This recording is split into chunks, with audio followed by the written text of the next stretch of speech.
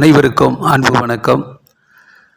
கும்பராசிக்காரர்களுக்கு இந்த வருடத்தில் குரு பயிற்சி பலன் எப்படி இருக்கிறது என்பதை இந்த காணொளியில் காண்போம்.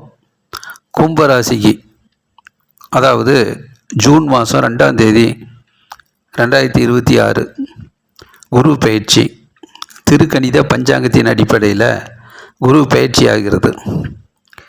மிதுன ராசியிலிருந்து கடக ராசிக்கு குரு பயிற்சி ஆகிறார். அப்போ கடக ராசியில் குரு உச்ச நிலை அடைகிறார். கடக ராசியில் உச்சம் பெற்ற குரு 12 வருடத்துக்கு ஒரு முறை குரு உச்சமாவார். இதில் கும்பராசிக்காரர்களுக்கு 6ஆம் வீட்டில் குரு பகவான் சஞ்சாரம் செய்கிறார். 6ஆம் வீட்டுக்கு குரு பகவான் வந்தால் கும்பராசிக்காரர்கள் பணம், பொருளாதார முன்னேற்றம், வசதி வாய்ப்பில் இன்னும் கொஞ்சம் கூடுதலாக கவனம் செலுத்த வேண்டியது இருக்கும். உழைப்பை கொஞ்சம் அதிகரிக்க வேண்டும். அல்லும் பகலும் பாடுபட்டாலும் தன் உரிமைக்காக போராடி அந்த வெற்றியின் இலக்கை அடைவதற்கு தன்னை தயார்படுத்தி கொள்வது நல்லது. எதிர்ப்புகள் இருக்கும், எதிராளிகள் கொஞ்சம் அதிகமாக வர்றதுக்கு வாய்ப்பு இருக்குது. ஆகவே வருமானத்தை ஈட்டுவதற்கும் தொழில் முன்னேற்றத்தில் அதிக கவனம் செலுத்துவதிலும், அலுவலக பணியில் ஈடுபடுவதிலும், வியாபாரத்திலையும் ஒரு லாபத்தை ஈட்டுவதற்கு, பொருளாதார முன்னேற்றத்தை அடைவதற்கு பலவிதமான போட்டிகள் உருவாகும். அப்போ போட்டி போட்டு வாழ்க்கையில் முன்னேறக்கூடிய காலகட்டம். முயற்சியிலிருந்து பின்வாங்காமல் வெற்றியின் இலக்கை அடைவதற்கு என்னென்ன விஷயங்களை கற்றுக்கொள்ள வேண்டுமோ, தெரிந்து கொள்ள வேண்டுமோ அதையெல்லாம் தெரிந்து விடாமுயற்சியால் அந்த இலக்கை அடைவதற்கு ஒரு போர் வீரனை போல தயார் செய்து கொள்வது நல்லது.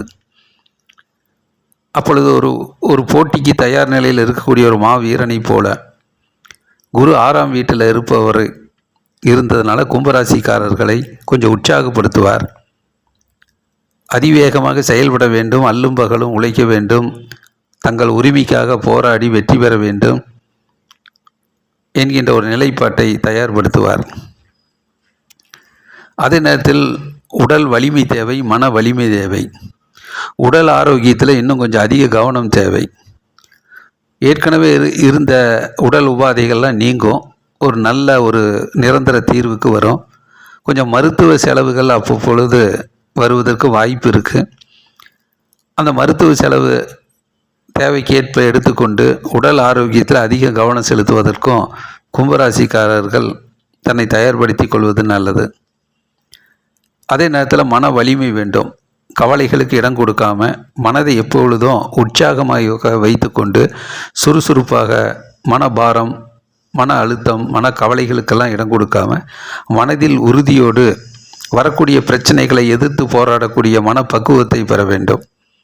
அப்படி இருக்கிற போது குரு பகவானுடைய அருள் ஒரு வெற்றிகரமான பாதையில் செல்வதற்கு வாய்ப்புகள் இருக்கிறது. கும்பராசிக்காரர்களுக்கு குரு 6ஆம் வீட்டில் இருக்கும்போது வேலை வாய்ப்புகள் அதிகரிக்கும்.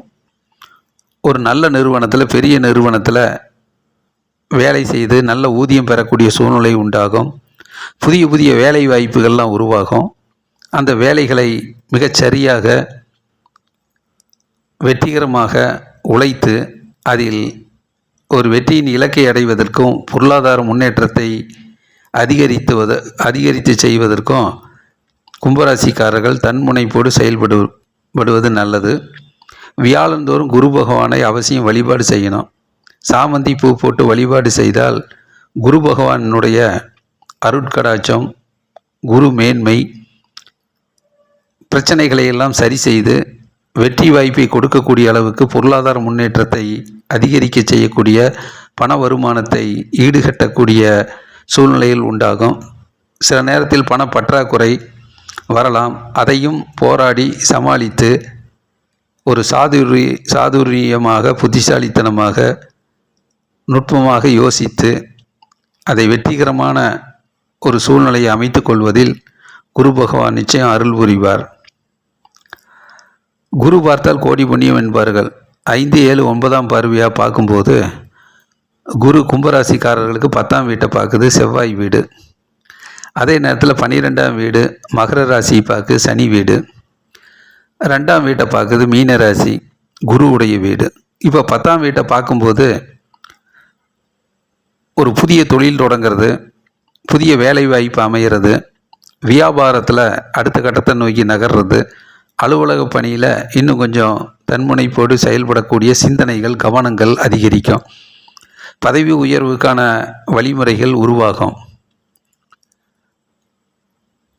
இடம், பூமி, வீடு சம்பந்தப்பட்ட பிரச்சனைகளினுடைய நிரந்தர சிக்கல்கள் நீங்கி, எதிர்ப்புகள் விலகி நன்மைகள் நடக்கும்.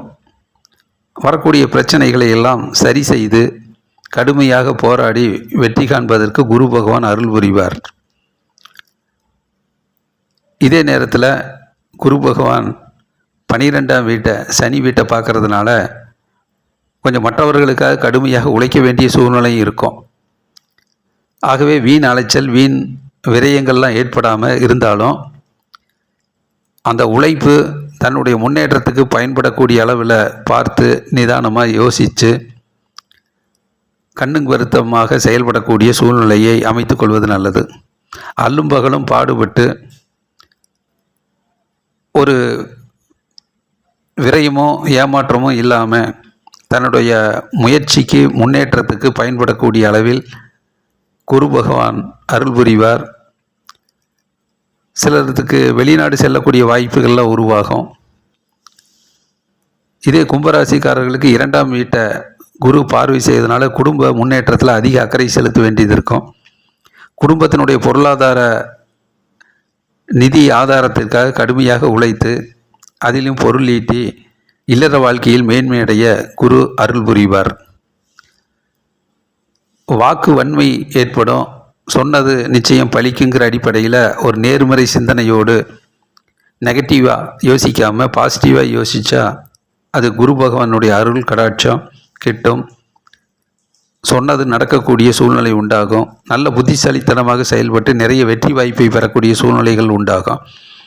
ஆகவே கும்பராசிக்காரர்களுக்கு 6ஆம் வீட்டில் இருக்கக்கூடிய குரு பகவான் பிரச்சனைகளை கடந்து எதிர்த்து போராடி உரிமைக்காக கஷ்டப்பட்டு நிறைய வெற்றிகளை அடையக்கூடிய சூழ்நிலையை குரு பகவான் அருள் புரிவார். லைக் பண்ணுங்கள், ஷேர் பண்ணுங்கள், சப்ஸ்கிரைப் பண்ணுங்கள். நன்றி, வணக்கம்.